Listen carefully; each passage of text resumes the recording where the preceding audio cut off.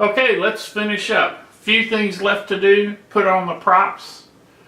Clockwise, counter, clock, counter.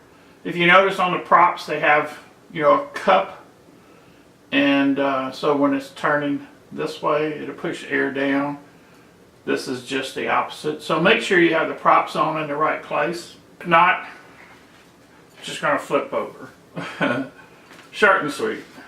The other thing I did was to put the battery pad on. It came with the kit. You can glue it on. I just used hot glue and put it on. It protects the screws here so the screws won't hurt your battery. The other thing I did was put the strap on. And if you remember, when we built the kit or the frame, we had clipped these top pieces off, so you can see how the battery strap goes through. It comes around. Prior to putting on the battery strap, we put a piece of Velcro. It comes with the kit. On this one here, I put the hook on, or rather the loop on the quad itself. Then I put the hook on the battery, but you can do it however you want. When you put the battery on, when it catches onto this Velcro, and then with the strap, it's super secured. The other thing I did was to secure the battery plug from the ESC. Now I have this one facing forward, and I'll show you in a second when we put it on. But if you crash like this, it may be,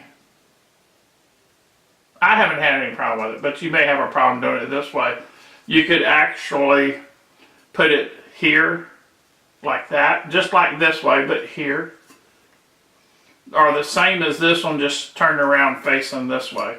So when you have a crash, all this is in back of you. If you notice, I crossed it. There we go. I crossed the tie straps, super secure. Because if you have a crash, and you will, you eject the battery, and that does happen quite often. It could, rip the terminals out of your ESC, and they do. It will happen if this is not secured. So make sure this is secured really well. The other thing I did, the antenna on your receiver, I ran it around, and I put a tie strap here and left a piece, instead of trimming it off, I left a piece long on it. And then I put the antenna and put shrink wrap or a shrink tube on it, and it really secures it well like that. Another way you could do this is just come out right here facing up if you want to do it that way also. You don't have to go through all this if you do that.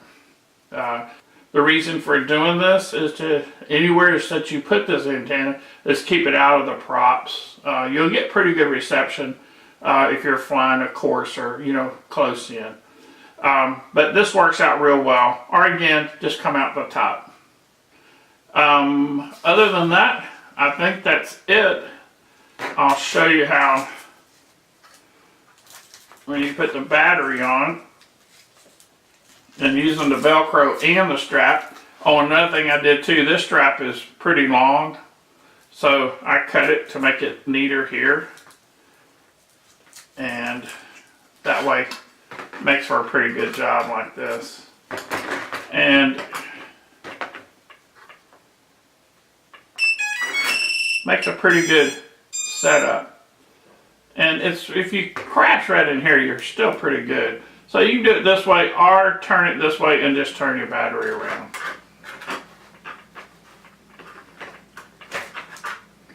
So that finishes up your quad. Works good, don't it? Again, put the battery pad on here that came with the kit, glue it on, install your strap. You see how that goes on. Secure your plug here. Put your antenna on, either this way or up the top. And of course, putting your props on in the right direction. Clockwise, counter, clock, counter. Same way you set up beta flight.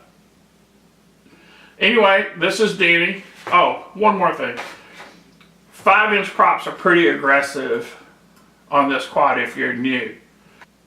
I would suggest to use, if you're brand new, to use 4-inch props. It tames it down quite a bit until you get comfortable, and then go to the 5-inch props. But I would highly suggest this. It works really, really good. It does tame it down.